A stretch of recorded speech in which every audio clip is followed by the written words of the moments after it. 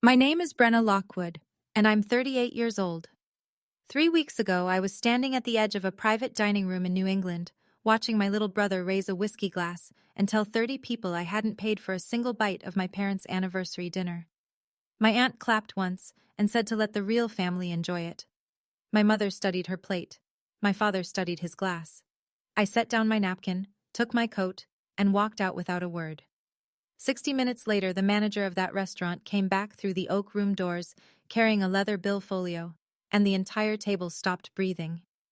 Before I tell you what was inside that folio, please take a moment to like and subscribe, and drop a comment telling me where you're watching from and what time it is. Now let me take you back to a Thursday afternoon 3 weeks before the party. My office, 4:17 p.m. The phone rang at 4:17 on a Thursday, and the caller ID said Mom. I closed the spreadsheet I was working on and picked up. Brenna, honey. My mother's voice had that thin, apologetic pitch she used when she wanted something. Do you have a minute? Always for you, Mom. What's up? It's about your father and my anniversary, the 35th. A pause. Mason said he'd plan it. But he's just, oh, honey, you know how busy he is, with Tiffany, with work. I knew exactly how busy my brother was. He had one job, 3 hours away from 40. Mom, say what you need. Could you look into something? A restaurant? Somewhere nice? I hate to ask. She wasn't asking. She was doing what she had done my whole adult life, lowering a suitcase of family logistics onto my desk while calling it a favor. I looked at the framed photo of Mia on my desk. My daughter, 7 years old, gap-toothed at the beach. I looked at the quarterly reports queued behind the email window. I thought about the last 3 birthdays, the last 2 Christmases, the baby shower, the funeral for my grandmother Marjorie. I'll take care of it, Mom. Oh, sweetheart, thank you. Don't worry about the money. I know you and Mason can split it. I didn't correct her. I love you, Mom. Tell Dad I love him too. We hung up. I sat in the office quiet for 30 seconds, watching the cursor blink. Then I opened a new browser tab and typed, Private Dining Room, Connecticut, 30 guests. I said yes that afternoon, the way I had always said yes. It was the last easy yes of my life. I got home at 6:30. The smell of onions and thyme hit me before I set down my bag. Adam was at the stove, knife in hand, cutting a shallot with the patience he brought to everything. Hey, babe. Hey. I hung my coat. Mom called. He glanced up. Mason drop it again? I nodded. Adam set the knife down. Do you want me to come with you? To a scouting call? To the party, when it happens. You were coming anyway. I was going to sit in the car if you needed me to. Mia came running from the living room in pajamas and one sock. Mommy, I drew you. She pressed a sheet of construction paper into my hands. A stick figure with huge hair and a briefcase. On top, Mommy. This is beautiful, baby. Mommy, will we see Grandma soon? I knelt. Yes, sweetheart. Grandma and Grandpa are having their big anniversary party. We're going together. Okay. Mia paused, the way children pause when something has been sitting under their ribs. Grandma didn't come to my birthday. No, she didn't, love. Is she gonna come to this party? She'll be there, yes. It's her party. Good. Mia took her drawing back, studying it. I'll bring this then, for her. She ran back to the living room. I looked at Adam. He was looking at me with that gentle, tired expression that had learned every version of my family's absences. One party, I said. That's all I'm signing up for. Whatever you decide, he said, picking up the knife again. I'm with you. No commentary. That was Adam. 10 years of marriage. The quietest alliance in my life. Mason called Friday night at 9:14. I was in the tub, reading something I wouldn't remember. Hey, sis! His voice had the false brightness of a man opening a negotiation. Mom told me you're handling the party. Thanks for stepping up. Stepping up? His phrase for anything he had dropped. Sure. Where are we doing it? Still looking. Somewhere nice, right? Mom deserves nice, he laughed. So, budget-wise? I'll handle it.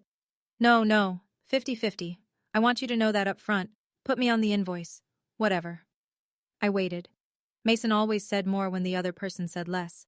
Things are tight right now. Tiffany's new skincare line. You know, but I'll square up. Just put my name on it. Put your name on it. You know? So people see the bill, if anyone asks. We both hosted. Family thing. You and me. There it was. Not a contribution. A credit claim. Mason. Yeah? The invitation will say Mom and Dad. That's whose anniversary it is. Right, right. But like, hosted by. You know what I mean. I stood up and reached for a towel. We'll figure it out at the party. Cool, cool. Love you, sis. He said it fast, like closing a door. I sat on the edge of the tub in a hotel robe I had bought myself, and I thought about how long I had been letting him build a fiction around me without contradicting him. I had 15 years of training in this. I could write the script of our family in my sleep. I wasn't going to write it this time. I want to tell you why I decided to pay. Last July, my mother had her gallbladder out. The surgery was fine, the bill was not. My father's contracting business had slowed through the spring, the kind of slow where you don't tell your wife every week, you just keep the books in a different folder. I knew because I did their taxes every April, and the numbers told stories my father would never say out loud. So I knew what would happen if I quoted the real price of a 35-person anniversary dinner to my mother. She would say no. She would say, "Honey, let's just do something at the house." She would mean it. And my father would agree with relief he wouldn't admit to. And Mason would insist on going in and then quietly fail to send me anything. And when the balance came due, my parents would somehow find the difference, and my mother would wear that small, tight smile she wore when she was paying for her own presents. I didn't want that. I had gotten a bonus in September. A real one. Promotion to senior advisor, a new book of clients, my name finally on the firm's door. The bonus was enough to cover the whole dinner and not feel it. So I decided to quietly handle it. I'd tell Mom it was a package deal from the restaurant. A fixed rate. Already discounted. Don't ask. This wasn't a statement. It wasn't a trap. I wasn't laying a chessboard. I just wanted my mother to sit down at her 35th anniversary dinner, pick up a fork, and not count. That was the plan. It lasted 3 weeks. The Ember House sat at the edge of a 2-lane road in Farmington, 40 minutes from my parents' town. Old barn converted into something Architectural Digest had written up twice. I drove down Tuesday morning to meet the manager. Her name was Camila Ortiz. Dark blazer, steady eyes, a handshake that meant business. "Ms. Lockwood, the Oak Room?" "Please." She walked me through it. Vaulted ceiling, stone fireplace, long walnut table that could seat 32, private entrance from the garden. "Your mother's going to love this," she said. "What's our date?" "October 18th, Saturday, 7 p.m. Guest count? 30, maybe 32. Menu? 3 courses plated, salmon, tenderloin, chicken marsala. Open bar, dealer's choice on wine, toast at 8. She nodded, writing fast. "Deposit is $1,500, balance on the card at end of service. You'd like me to hold it on file?" "Yes, my Amex." "Easy." She looked up. "Any allergies? Any difficult guests?" I laughed. Once, short. "Define difficult." She smiled, professional. "Anyone I should know about?" "My brother will try to take credit. He might even try to pay a piece so he can say he did. Don't let him." "Understood." I signed the contract. My name, neat blue ink. Brenna Lockwood, host. She handed me a copy in a folder. "Any last-minute changes, you call me directly." She pulled a business card from her pocket and slid it across the table. Cell number in the corner. "Any changes?" she said again.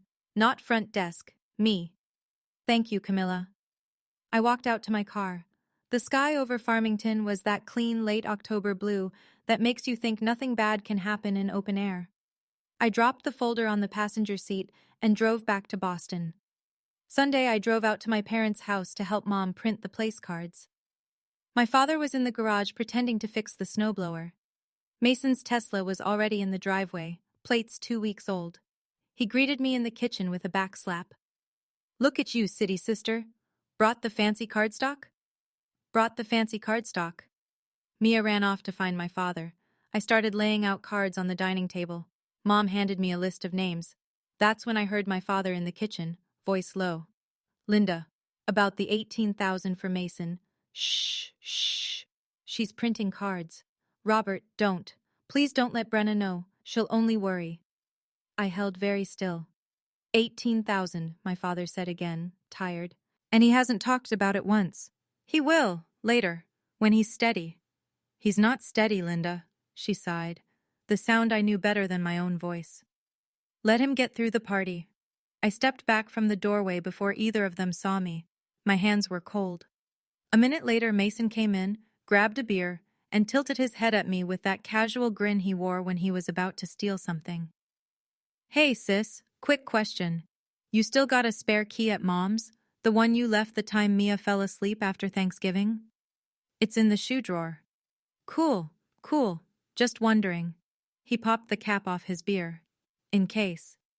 In case of what? Just in case. He winked and walked out. I watched him cross the yard to my father in the garage, hands in his pockets like a man with nothing to hide. I wrote down one more name on the place card list. My fingers shook once. Aunt Denise called Thursday, 4 days out from the party. I was in my office. Her name on the screen was a physical sensation, something just under the skin. Hello, Aunt Denise. Brenna. Her voice had the clipped vowels of a woman who practiced disappointment. I heard you're organizing the dinner. Yes, ma'am. I just want to make sure it won't be too loud. You know your mother. The Oak Room is private. It will be quiet. And the food? Your mother has that thing with beef. The menu has salmon and chicken. Mom can choose. A pause. Oh, well, that's thoughtful. She sounded disappointed to find me thoughtful. I want you to know, Brenna, that Mason has been carrying a lot for your parents. The grocery trips, the doctor appointments last fall. That's wonderful. I don't know if you fully appreciate what he does, being gone the way you are. I appreciate it plenty, Aunt Denise. A silence designed to make me feel it. I didn't. Well, come early Saturday, will you? Real family should be there to greet the guests. My jaw tightened so hard my back teeth creaked. I'll be there when the first guest arrives. Have a good evening. I hung up before she could answer. Adam looked up from the couch where he was grading a beam drawing. Denise? Denise? What did she say? She said real family should be there early. Adam set the drawing aside. 3 more days, Bren. I nodded. I put my phone face down on the kitchen counter. Outside, the street light on our corner flickered on early, the way it always did when autumn got serious. The phrase real family would come back Saturday, louder, in front of 30 people. She had been rehearsing. Wednesday before the party, Mason asked to meet for coffee. To nail down logistics, he said. He brought Tiffany. She was pretty in that hard, polished way women get when their whole life depends on looking successful. Bleach blonde, a designer bag, and a laugh that arrived 2 beats late. Hi, Brenna. She hugged me. Mason's told me so much about the party planning. I bet. We sat. Mason ordered a cortado like he'd been drinking them his whole life. So, he said, Tiff and I were just talking about how generous it is that we're splitting this. Tiffany nodded enthusiastically. Mason insisted we cover the bigger half. He said, Brenna's got a kid, Tiff. We can carry more. I just love that about him. Mason wouldn't meet my eyes. I watched him swirl the foam in his cup. I could end this right here. I could look at Tiffany and say, Honey, Mason isn't paying for anything. I could watch her face reorganize itself. I could. But Mia had a school play Thursday, and my mother had waited 35 years for this dinner, and my weapon was not humiliating a woman who was just a witness to a lie I had let run for years. We'll settle it after the party, I said. Mason exhaled. Tiffany squeezed his hand. You're such a good brother. He's trying, I said, and my voice was completely level. Mason's eyes came up then, fast, to check me. I smiled at him with no teeth. We finished the coffee. I paid for all 3 drinks. Tiffany thanked me. Mason said we'd talk Saturday. In the car, I sat with my hands on the wheel for 2 full minutes before I started the engine. One more kindness, his last. Friday night, I was at my desk updating the final RSVP count when Mia patted in, hair wet from the bath. Mommy. Yes, love. Mommy, why are you not smiling? I'm smiling. With your eyes, you're not. I laughed a little, and she climbed into my lap. She smelled like Johnson's and her father's shampoo. Mommy? Aunt Tiffany called me yesterday after school. I sat up straighter. She did? She said Uncle Mason is paying for a really big party for Grandma. The bones in my jaw did that thing again. And she said Uncle Mason is really, really generous. Is he, Mommy? I turned the chair so Mia was facing me. I held her small hands in mine. Baby, listen to me for a second. Okay. People who really do something good, they don't need to say it loud. Real generous people are quiet. Oh, Mia chewed this over. So Uncle Mason isn't? I didn't say that, sweetheart. I said loud doesn't always mean real. She nodded, deeply serious. Okay, that makes sense. Good girl. Off to bed. She slid down. At the door she turned. Mommy, are you quiet generous? Go brush your teeth, baby. She grinned and ran. I sat at my desk a long time after. Then I opened the Notes app on my phone and typed one line. After Saturday, I am not responsible for stories that are not mine. I saved it. I closed the phone. I looked at my list one more time. 32 names. Salmon, chicken, tenderloin. Something inside me that had been loose for 20 years clicked into place. Saturday would come. I'd show up. I'd be polite. I'd pay the bill I had agreed to pay. And something, not everything, but something, would end. Saturday morning, 10 a.m. I arrived at the Ember House 3 hours before guests. My mother had asked for a walkthrough. I wanted to be there first. Camilla met me at the side door. She had a clipboard and a pen clipped into her hair. Ms. Lockwood, come on back. The oak room had been set while I drove up. White linen, low amber light, centerpieces of dried wheat and cream roses. Exactly what I had shown the florist on my phone. My mother would cry at the flowers. It's perfect, I said. Everything matched the sheet? Everything. We walked the room once. Camilla pointed to the small mahogany side table near the door. Checkout station. Your card's on file. End of service, I run it. Around 9:30 if the cake lands on schedule. Good. She hesitated, then added in the measured voice people use when giving you an out. Ms. Lockwood, just so we're on the same page, if anything about tonight changes, anything, and you want to pull authorization, you have 60 minutes from the moment you call me. After that, I have to process. I looked at her. It won't come to that, I said. Of course not, a professional smile. But we always prepare. She pulled out a fresh business card, wrote her cell number on it, even though it was already printed, and slid it to me. I put it in my wallet behind my license. Thank you, Camilla. Your mother's going to love this. I stepped back into the lobby. The lights on the low sconces were warm. A server carried a tray of polished wine glasses past me, silver catching the lamp glow. That business card in my wallet would turn out to be the most important piece of paper I owned that day. The guests came in between 6:40 and 6:55. Cousins I hadn't seen since Christmas 2019. Dad's old foreman, Wally, smelling like aftershave and cold air. 2 neighbor couples who had lived across the street my entire childhood. I greeted every one of them. Adam stood near me, hand at the small of my back, shaking hands, smiling easy. Aunt Denise arrived at 6:44 in a navy suit. She hugged me with the stiffness of a mannequin. Oh, Brenna, you made it. I was worried work would keep you. Work doesn't keep me from my parents, Aunt Denise. She patted my arm and moved on. Mason and Tiffany came in at 6:50. Mason stopped in the doorway of the oak room and let out a low whistle loud enough for the first 10 guests to turn. Wow, Tiff, look at this. Tiffany looked.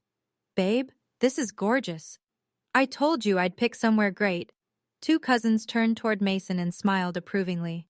Mason, you outdid yourself. Anything for Mom and Dad?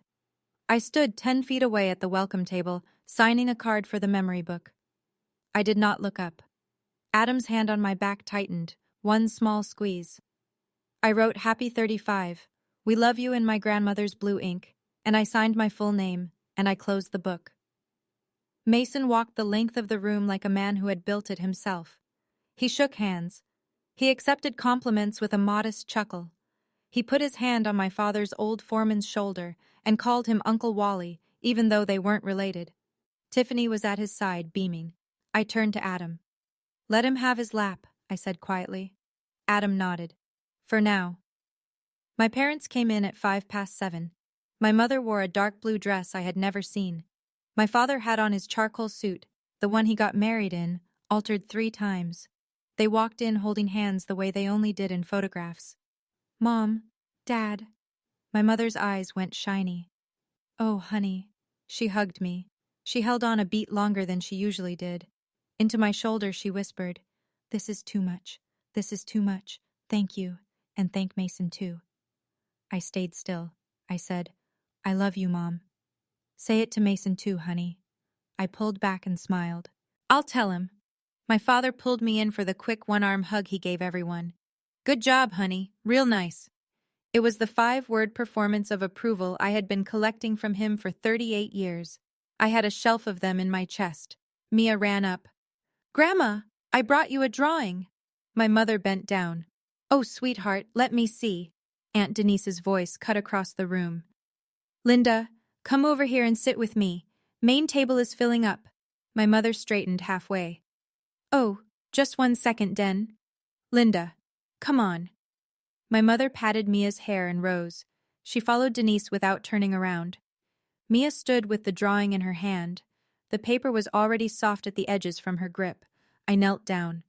Baby, Grandma will look at it after dinner. She has to go be the special lady right now. Okay. Mia handed me the drawing. Will you hold it? I'll hold it.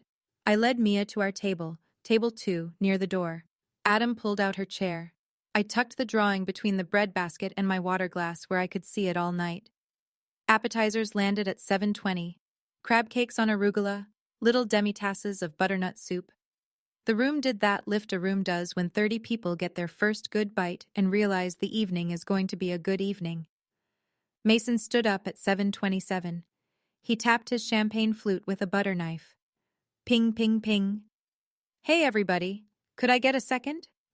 The room went quiet. My father looked up. My mother looked up. 35 years, Mason said. 35 years these two have been putting up with each other. Laughter. Tiff and I wanted to do something special, so we picked this place. We set the menu. We worked with the chef, because our mom and our dad, they deserve the best. Glasses rose. To Mom and Dad, to family. To family! Everyone drank. My mother dabbed at her eyes with her napkin. My father cleared his throat twice. I did not drink. I held the stem of my glass, and I watched my brother sit back down like a man slipping off a costume. Aunt Denise stood up before the clinking stopped. I want to add something. She lifted her own flute. Real family isn't the people who send cards. Real family is the people who show up, year after year, who don't move away. She looked straight at me for half a second, then back at my mother. To the people who stayed. To the ones who stayed. My mother did not look at me. My father did not look at me. Adam, beside me, picked up his fork like nothing had happened. Smart man. Don't feed it oxygen yet. I set my glass back down, full. I still had 45 minutes to be polite. I made it 38. I need to stop right here for a second. If you have ever sat at a table where someone took credit for what you paid for, where the people you love most stared at their plates and said nothing, hit that like button and drop the word seen in the comments so I know you're with me. The hardest part is still coming. Before I tell you what my brother said at 8:10 that night, the line I'll remember my whole life, I need to know you're still here. Now. Back to the Oak Room. 7:35. Main course came out at 7:41. I watched the plates go by. My mother got the salmon. Hold the capers. They remembered. At my table, 2 cousins from my father's side, Alicia and Paul, tried to make polite conversation with me. They were good people. Alicia was a dental hygienist. Paul raised golden retrievers. This place is beautiful, Brenna. Glad you like it, Alicia. Mason really went all out, huh? Adam reached for his wine. He didn't look at me. It's a beautiful room, I said. I cut the tenderloin on my plate. I chewed. It tasted like cardboard and iron. At the main table, Aunt Denise was laughing at something my mother had said. Loud laughter, the performative kind. 18 years old, and she tells us she's moving to Boston. Linda came into my kitchen that night and cried for an hour. Remember, Linda? You cried on my kitchen stool? My mother gave a thin, polite laugh. Alicia glanced at me. Paul looked at his plate. Adam leaned over, his voice low at my ear. Brenna, say the word. Migraine. We leave. No. We can leave. I said I'd stay for cake. He nodded. He cut his chicken slowly and did not push. Mia, next to me, was carefully constructing a fortress out of her dinner roll. Mommy, can I have ice cream before Grandma blows out candles? Tonight there are no candles, baby, just cake. Oh. She thought about it. That's okay. I reached over and smoothed her hair. I told myself I'd stay another 30 minutes. I would eat. I'd smile for the cousins. I'd be present for my mother's cake. I lasted 29. Mason came to our table at 7:53, whiskey number 2 in his fist. His tie was already loose. He slapped a hand on the back of my chair. Hey, sis, don't be mad you didn't get the big table, huh? Tiffany had not followed him. Good. Big table is for people who made this happen, you know? He grinned. I mean, I know, but… Mason. Easy. Easy. He laughed, looking at Alicia and Paul. Just joking around. Sisters, right? Alicia's smile was a rigor mortis. Mason, I said. How many whiskeys is that? He blinked. What? How many? I don't… Come on, Brenna. Go back to your table. I'm eating. He straightened. The grin stayed, but something under it flickered. You know, you used to be fun. Go back, Mason. He went. He went the way a boy goes when his mother calls him in. Slow, performing casualness. He stopped once to clap a cousin on the shoulder.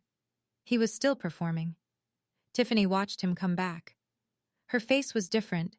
Her eyes stayed on me for a long second across the room. She was starting to see. Adam exhaled once, long and slow, through his nose. You want to leave now? He asked. Not yet. Bren. Not yet, Adam. Mia tugged my sleeve. Mommy, why was Uncle Mason being silly? Because he drank too much grown-up juice, sweetheart. Oh. Okay. She went back to her roll fortress. Paul, across from us, quietly said, Brenna, you let us know if you need anything. Thank you, Paul. I picked up my fork. I kept eating the cardboard. My pulse was steady. My hands did not shake. The only thing moving in my chest was a clock.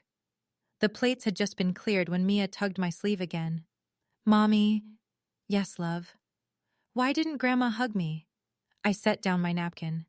Adam was still. He was not going to step in. He knew me. He knew this moment was mine. Baby, come here. Mia climbed halfway into my lap, her legs swinging off the side of the chair. Her drawing was still between us on the linen. Mommy, does Grandma love me? Grandma loves you, sweetheart. Then why? I took a breath. I could feel Alicia politely not listening 2 seats away. I didn't care. Mia, sometimes grown-ups make choices that don't match what they feel. Do you understand? A little. Sometimes grown-ups let other grown-ups tell them how to act. That's not kind. Aunt Denise told her? Yes, love. That's not nice. No, baby, it's not. Mia chewed her lip. Mommy, do you still love Grandma? I do. Even when she does that? Yes, love. Loving someone doesn't mean you let them make you small. The words came out before I had rehearsed them, almost like someone else said them. They tasted like water after a long summer. Mia nodded. She thought about this the way a 7-year-old thinks.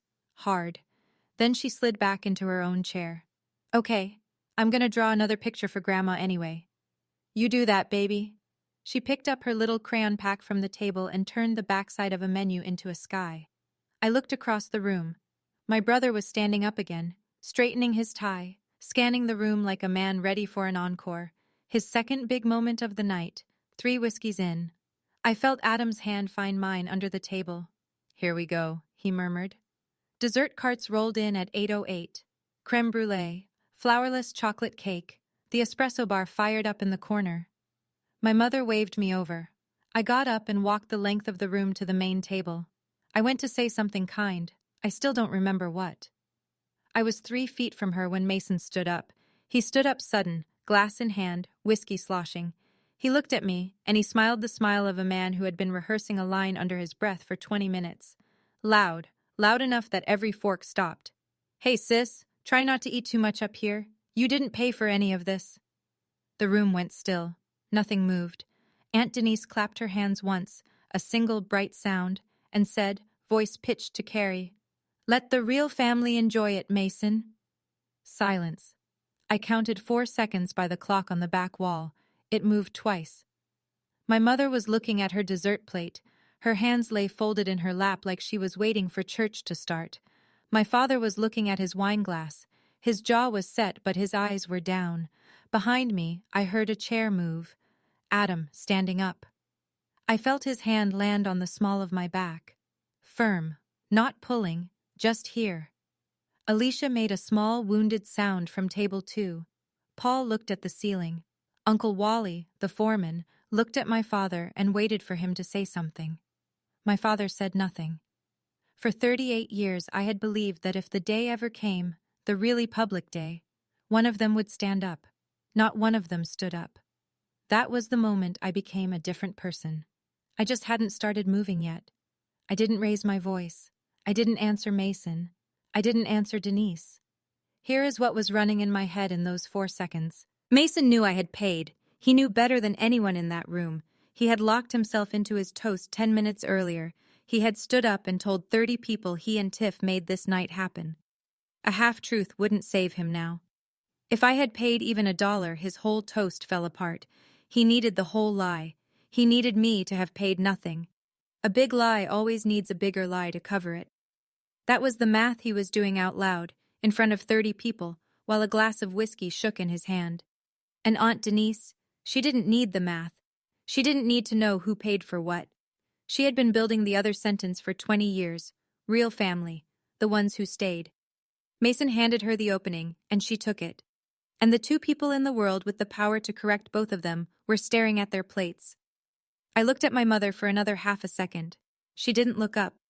I looked at my father. He didn't look up. Something inside me made a clean, quiet click. I turned and walked back to table 2. "Baby," I said to Mia, voice calm. "Grab your coat, sweet pea." "Okay, Mommy." I turned to Adam. "Take Mia to the car, please." "Yes." "I'll meet you outside in 3 minutes." He picked up Mia's coat. He lifted Mia's hand. He did not look at the main table. He walked out the side door. I folded my napkin. I set it on my plate. I picked up Mia's drawing, the first one and the half-finished second one, and tucked them in my purse. I picked up my wallet. I took out the business card. I held it between 2 fingers. I turned to face the whole room. 31 faces. My mother, my father, my brother, my aunt, my cousins, my father's old foreman, the neighbors, all of them frozen in the exact positions the line had caught them in. "Enjoy the rest of your evening, everyone." That was all I said. I walked the length of the oak room at a normal pace, past the dessert cart, past the fireplace, past my father, who did not lift his eyes. The side door was 12 feet away. I opened it. The October air hit me like cold water. I let it. I crossed the garden path to the parking lot. My heels made small, hard sounds on the stone. Walking out was not my revenge. Walking out was the truth. The revenge, if you can call it that, was the phone call I made in the car. Adam had Mia buckled in by the time I reached the SUV. He didn't ask me anything. He opened my door, closed it when I sat, and got in the driver's seat. I pulled out my phone. I pulled out Camilla's business card. I dialed. She picked up on the second ring. "Ms. Lockwood?" "Camilla, I need to withdraw authorization." A pause. 3 seconds. Just enough for her to confirm she had heard me right. "Understood, Ms. Lockwood. Full balance or partial?" "Full balance. Keep the deposit for your trouble. The rest of the bill should be presented at the table." "To whom?" "The gentleman in the seat beside my father. His name is Mason Calloway." "Spelling?" "Calloway. "Thank you. Gratuity?"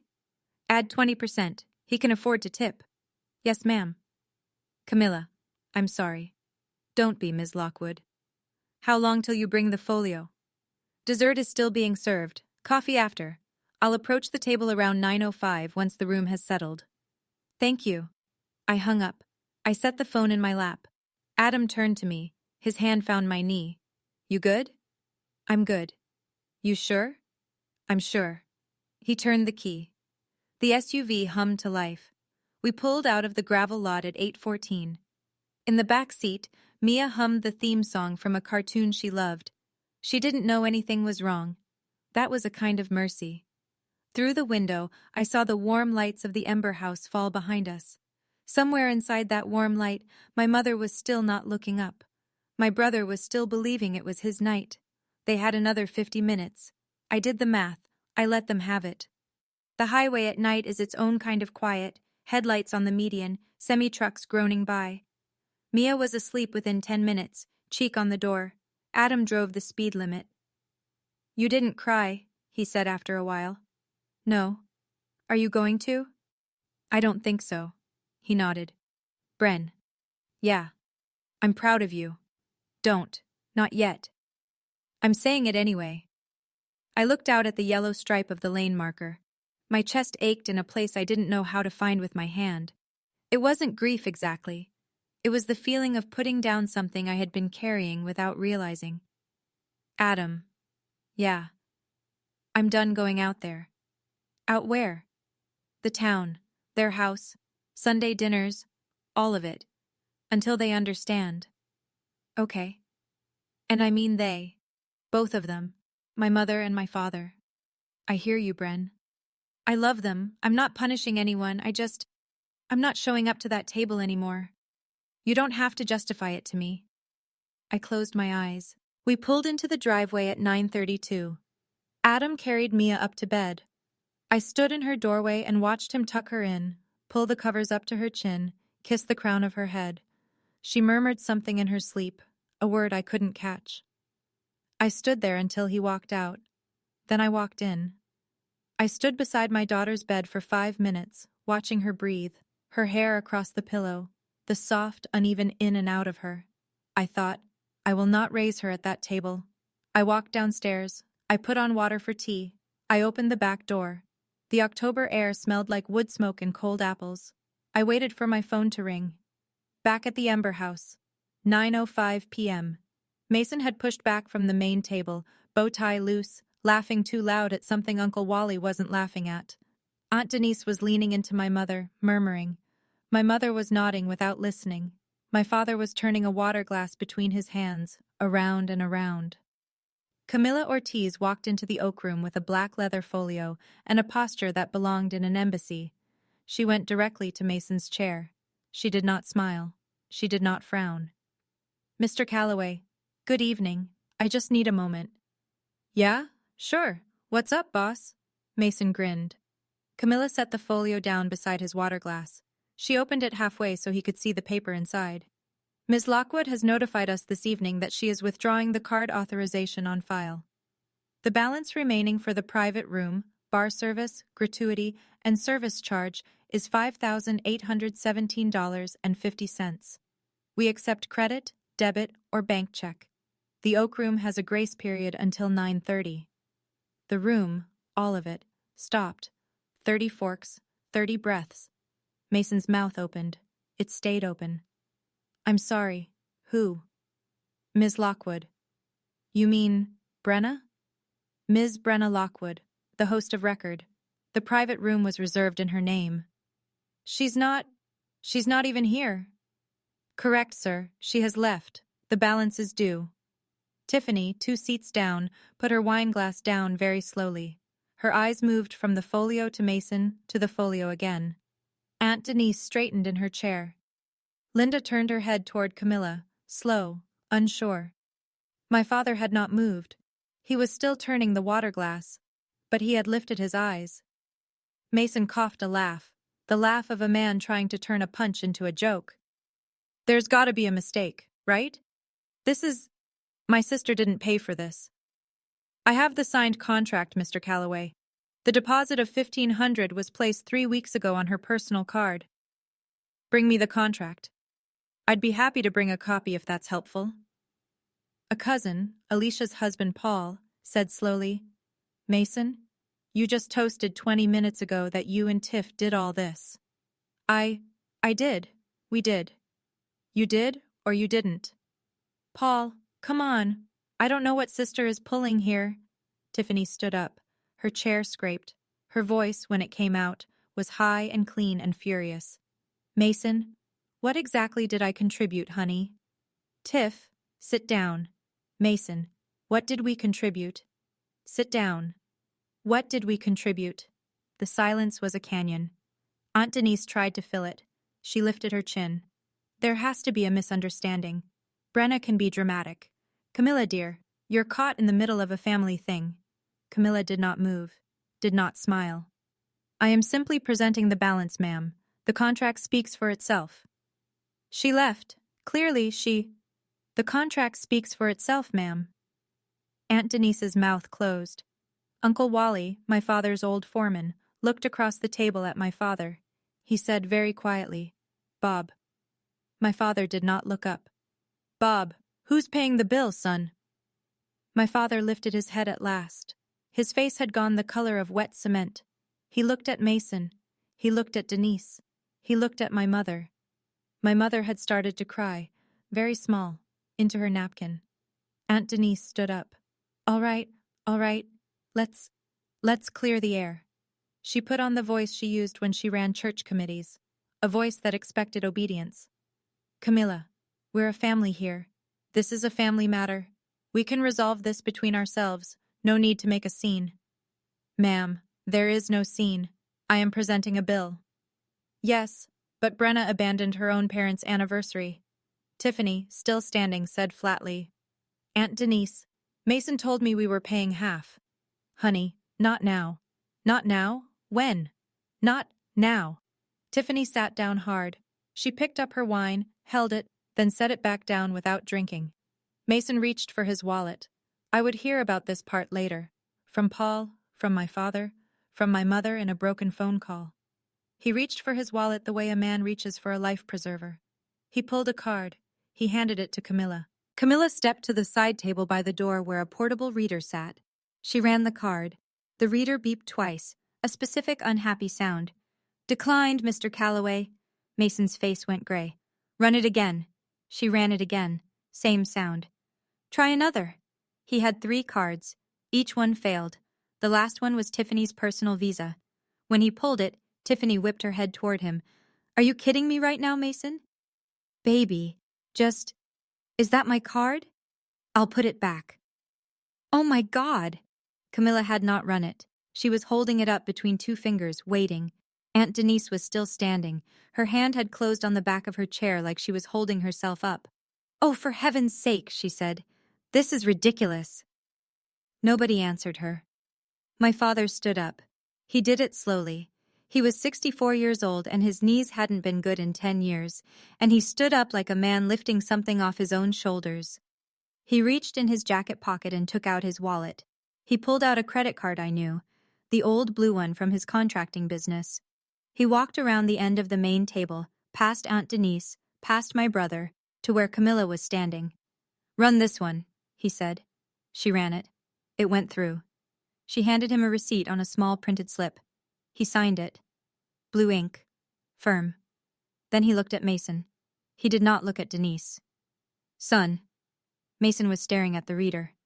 Son. Mason looked up. Dad? Son, go home. Dad, this isn't... Go home. Mason's mouth opened. He tried 3 starting words. None of them got out. Aunt Denise said, Robert, really, don't make this... My father turned his head and looked at her for the first time that night. He had blue eyes, and they were very, very cold. Denise, not tonight. Not tonight. She sat down. Tiffany was already on her feet. She was picking up her bag. She did not look at Mason. Mason, I am taking a rideshare home. Don't call me tonight. She walked out of the oak room. The door closed behind her. The sound of it was the only sound in the room for a full 10 seconds. Guests started standing up. Quiet, careful. They gathered coats. They said soft goodbyes to my mother. They did not say goodbye to Mason. Aunt Denise was the last to leave. She did not say goodbye to anyone. My phone rang at 10:15. I was at the kitchen table with my second cup of tea gone cold in my hands. Brenna, hi Mom. Her voice was wet. Honey, what did you do? I left the party. Mason's card was declined, 3 of them. Your father paid $5,800 just now. I know, Mom. You called the manager? You canceled your card? I authorized presenting the remaining balance to Mason. I withdrew my authorization. Yes. Brenna. Mom, I planned the dinner. I paid the deposit. I signed the contract. My brother stood up in front of 30 people and said I hadn't paid for a single bite. Aunt Denise said to let the real family enjoy it. You and Dad did not look up. I left the room. I called the manager from the parking lot. Your father? My father didn't speak when I needed him to speak. I'm sorry he wrote a check tonight. I am not sorry I made someone write one. Honey, please. Mason's wife left him. Mom. Can we? Mom, stop. She went quiet. I love you. I love Dad. I am not hating anyone tonight, but I am not talking about Mason right now. I am not talking about Denise. Not tonight, not tomorrow. When I'm ready, I'll call. What am I supposed to tell them? You don't have to tell them anything. Aunt Denise already had a speech ready tonight. Let her use it on someone else. Brenna? Good night, Mom. I love you. Honey? Good night. I hung up. I put the phone screen down on the kitchen table. I carried my tea to the sink. I dumped it. Upstairs, Mia rolled over in her sleep. The house made its small night sounds. I had cried for nothing in my life. I did not cry now. Sunday was small and quiet and good. Adam made pancakes shaped like ears. Mia named all of them. We went to the park on Brattle and kicked a soccer ball for an hour. Mia wanted ice cream after. We got ice cream. My phone stayed in my pocket. 14 missed calls by noon. 8 from Mason, 4 from Aunt Denise, 2 from an unsaved local number my father must have used, because the landline is the one he can work. I blocked Mason's number. I blocked Aunt Denise's number. I did not block my father. Do you want to call him? Adam asked at the park. Not yet. He needs to sit with it. Okay. We ate dinner at 4:30, grilled cheese and tomato soup. Mia built a fort out of the couch pillows and named it Fort Mia. Adam wandered through it. Is this structurally sound? Yes, I'm the engineer. That is correct. You are. I sat on the floor of Fort Mia at 6 p.m. and watched my daughter arrange her stuffed animals into rows. Mommy. Yes, baby. Last night. Was that a bad party? Grown-ups had a misunderstanding, love. That's all. Are you and Daddy okay? Completely okay. Is Grandma okay? Grandma is going to need a little time, baby. Okay. She straightened a stuffed rabbit. She can have time. I kissed the top of her head. By 8, Mia was asleep. By 9, the house was humming in that low domestic register of dishwashers and heat cycling on. I checked my Ring app out of habit before bed. Nothing. Porch light on. All calm. I slept 7 hours straight. It was the first real sleep I had had in a month. While I slept, my brother sat in a motel off I-91, making a plan I would see on video in 14 hours. Monday, 11:40 a.m. I was in my office with a client portfolio pulled up on screen. My phone buzzed. Ring alert. Motion detected at front door. I opened the app, expecting the UPS guy. The feed showed 2 people on my front porch. Mason, Aunt Denise. Mason had a key in his hand. I watched him put the key in my front door. I watched Aunt Denise step in first like she owned the place. I watched my front hallway light come on in the indoor cam feed 3 seconds later. I sat in my office chair and I did not breathe. They walked through my living room. Mason was carrying a canvas tote bag. Aunt Denise went straight to the cherry wood display cabinet. She opened the glass doors. She started taking down my mother-in-law's china. The blue and white pattern from Adam's mother Rosalie, passed down from her mother. A complete 12-place set. Rosalie had written my name inside the bottom of the gravy boat in pencil in 2014, the week before she died. Denise was wrapping pieces in a dish towel and handing them to Mason to pack. I took out my phone with my other hand and dialed Adam. Bren? Ring, indoor cam. Mason and Denise are in our house. Now, right now. Where are you? Office. You? Route 2, 12 minutes, I'm turning around. Go. Call the police. I hung up. I dialed the Cambridge non-emergency line. My voice was flat. My fingers were ice. Hello? I have 2 trespassers inside my home. I have video. Their names are Mason Calloway and Denise Calloway Farrow. They are packing items that do not belong to them into a tote bag. I'm on my way home. Ma'am, stay where you are. We're dispatching.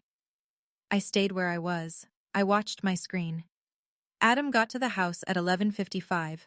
2 officers were already pulling up behind him. The ring cam caught him walking in, steady as weather. He stopped in the doorway of the living room. Both of you. Mason spun around, holding 3 wrapped salad plates. Adam. Hey, man. We were just... Drop the plates. Adam. Drop. The plates. Sit down on the couch. Police are here. Denise, still holding a soup tureen, straightened her back.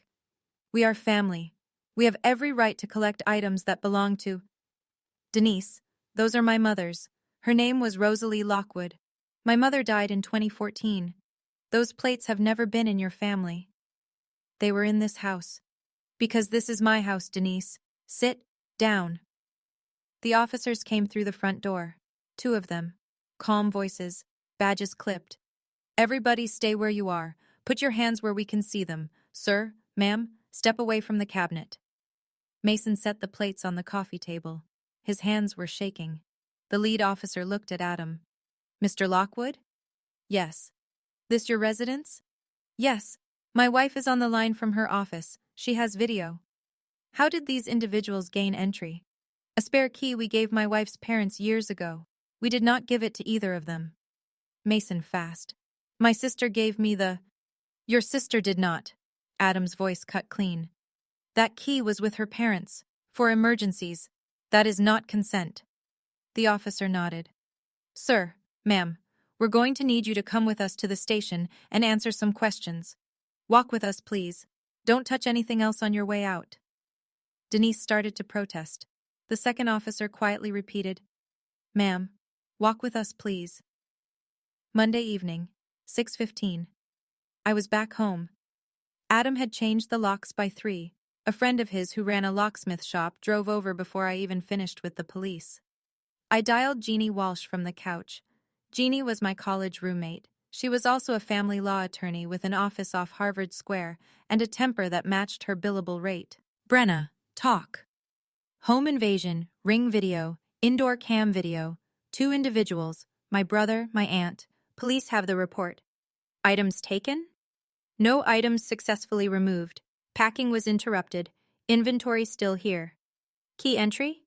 Yes. A spare at my parents'. You never gave it to him? Never. It was in a drawer at my parents' house. That's unauthorized entry, misdemeanor trespass minimum, possible criminal attempt at larceny. I don't want to sue them. You don't have to. I'd file 2 separate 12-month restraining orders tomorrow morning. Different relationships, different incidents. Mason, sibling, Denise, aunt. Separate filings. Clean court record. No civil action unless they try something again. Do it. Done. I'll have drafts for you by 9 a.m. Thank you, Jeannie. Brenna. Yeah. Are you okay? I'm very, very okay. Good. Sleep. Call your father. I hung up. I looked at Adam on the other couch. He was sitting with Mia against his shoulder. She had dozed off there 20 minutes ago. I picked up the phone. I dialed my father. He picked up on the second ring. Honey? Dad? Honey, I don't know what to... Dad, listen carefully. Mason and Aunt Denise came into my house today with the spare key. They were taking Rosalie's china. I filed a police report. I'm filing restraining orders in the morning. Silence. Long. Dad? Dad knows, honey. Dad knows. He was crying. It was the first time I had ever heard my father cry. Tuesday, my mother drove to Cambridge. Alone. First time in 6 years. She showed up at 11:05 a.m.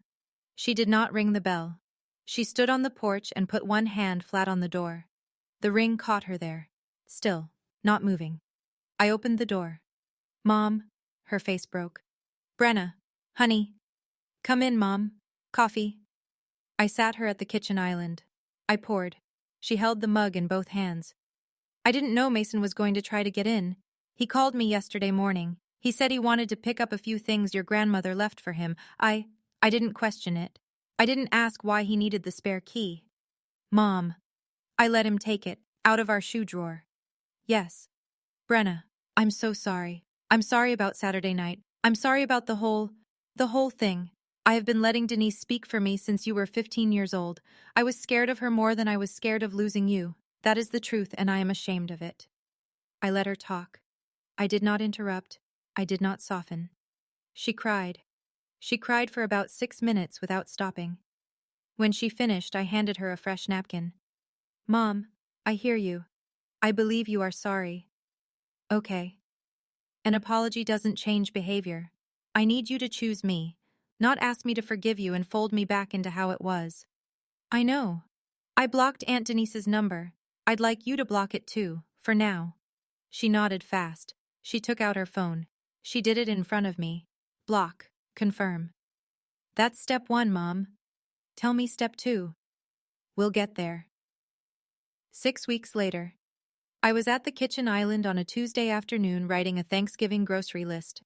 Turkey, pie crust, cranberry, good wine. My phone rang. Mom. Honey. Hi, Mom. Your father and I would like to come to you for Thanksgiving. Just the two of us. Okay. I already told Denise she will not be asking me what I'm doing this year. I told her flat. Good. Honey, I haven't seen Mia since September. Is she okay? She's good, Mom. She'd love to see her grandma. I'll bring her the new book I got her. She'd love that. Quick facts my mother didn't ask for, and I didn't offer. Mason pled out 2 weeks ago. Misdemeanor trespass. $500 fine. 40 hours of community service at a food pantry. The case was in the paper. Small paper, but still. Tiffany filed for legal separation the Tuesday after the party. Word in town is that she found out about more than the cards. Aunt Denise had her own 12-month restraining order quietly entered into the court log. She was not invited to last weekend's cousin's baby shower. The cousin called me to say she had seen enough. 4 other cousins said the same in the week after. My father started calling me every Sunday evening at 7 o'clock. Alone, on Zoom. He wanted to see Mia. Mia showed him her art. He listened. Nobody talked about Saturday night on those calls. Nobody needed to. My father was choosing me the only way my father knew how. I wrote pie crust on the list. Mom? Yes. Come at 2. We eat at 4. Dress warm. I got you that throw blanket you like. Okay, honey. I love you. I love you too, Mom. I hung up. I put the list on the fridge. Thanksgiving, 4 p.m. My dining room, candles on the table. Rosalie's china, all of it, recovered, washed, shining, set for 5. My father at one end, my mother to his right, Adam at the other end, Mia beside me. The house smelled like sage and wood smoke. My mother passed the rolls. Mia, sweetheart, I love that dress on you. Thank you, Grandma. Mia was using her careful voice, the voice of a child who had been paying attention. Halfway through the meal, Mia set down her fork. Grandma? My mother smiled. Yes, love. Grandma, I have one question. Can I ask it? Of course, sweetheart. A little while ago at your big party, people said bad things to Mommy, and you didn't say anything. Were you sad when they made Mommy feel small? My mother set her own fork down. Slow. The table stopped. My father stopped. Adam stopped. My mother looked at my daughter across the candles. Her eyes filled. Honey, I was very sad. And I was wrong to not say anything. Grandma is learning how to use her words. I wasn't good at it for a long time. Okay. I'm practicing, sweetheart. I'm proud of you, Grandma. My mother cried quietly into her napkin. My father reached across the table and put his big hand over her wrist. He kept it there. Then he reached further across to me and laid his other hand over mine on the linen. I let him. Nobody said anything for about 30 seconds. The candle flame leaned sideways and corrected itself. Adam, very gently. Who wants pie? Me, Mia whispered. Pie for Mia, pie for everyone. I had thought I knew what winning looked like. I had been wrong for 6 weeks. Winning looked like this table. My parents left at 8:30. My mother held me at the front door for a long time. My father kissed Mia on the forehead. "See you Sunday, Mia Bug. Show Grandpa your art again." "I will, Grandpa." Then they were gone. Adam and I stood at the door. The first snow of the season had started somewhere after the pumpkin pie. Small dry flakes, barely real. "You good, Bren?" "I'm good. First time I've said that word and meant it." He folded his arms around me from behind and put his chin on my shoulder. Mia called from the living room. "Mommy, the movie's starting!" I turned back into the warm house. I flipped the porch light off. Adam locked the door. We sat on the couch. Mia tucked herself under my arm. Adam queued up something animated and bright. Outside, the snow kept coming. I thought about the oak room. I thought about the $5,000 billfolio, the declined cards, my brother's gray face. Those memories were in me. They would be in me the rest of my life. They did not hurt anymore. Here is what I want you to take with you. Family is not a birthright. It is a table. You build your own table. You decide who sits at it and what kind of voice gets used. And sometimes the kindest thing you can ever do for your own parents is refuse to let them teach your children that silence in the face of cruelty is what grown-ups do. If this story reached you, tell me one word in the comments. Stayed if you're still in your family with new lines drawn. Left if you had to step all the way out. There is no wrong answer. Subscribe and I'll tell you the next one on Sunday. The story of the afternoon I found out my sister-in-law had been taking from my grandmother's estate account. Link in the description. I'll see you there. Love.